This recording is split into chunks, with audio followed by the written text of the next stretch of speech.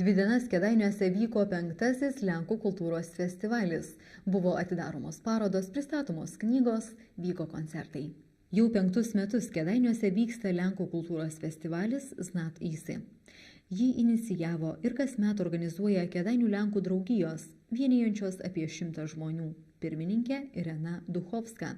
Šiemet į mūsų miestą sukvietusi Lenkijos ir Čekijos kolektyvus, poetus, dailininkus. Mums visų pirma rūpi kultūra ir tai, kad savo jaunesniems parodyti tai, ką turėjo vyresni, tai yra labai svarbu.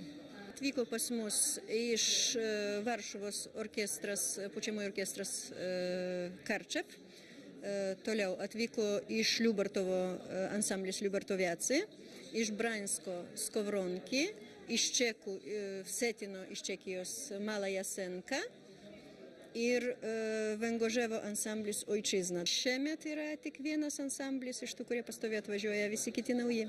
Festivalio metu atidaryta Zbignevo Nasirovskio iš Varšuvos darbų paroda, pristatyta Irenos Duchovskos parašytų, o jos sūnaus Kazimiežo į lietuvių kalbą išverstų eilėraščių knyga Miražai. Atvykę svečiai surengė koncertus mieste ir rajone.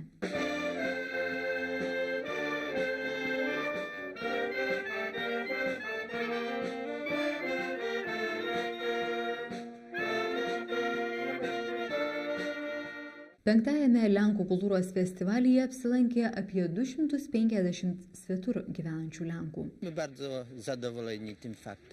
Mes džiaugiamės, kad tarp Lenkijos ir Lietuvos vyksta tokie kultūriniai mainai. Manau, tai Lenkams ir lietuviams padeda suartėti. Mes atvykome iš Lenkijos Liubartavo. Apžiūrėjome jūsų miestą, jis mus sužavėjo savo grožiu ir švara. Jesteśmy pierwszy raz w Kejdanach. Mes pirmą kartą Kėdainiuose. Vadovai mums parodė gražiai išpuoselėtus kultūros objektus, papasakojo apie šiame krašte gyvenusias įžymybės. Viskas labai patiko. Festivalio rengėjams norime pasakyti ačiū už tai, kad galėjome geriau pažinti savo kaimynus lietuvius. Norėtume tai bendrauti ir toliau. Oby tak zawsze było.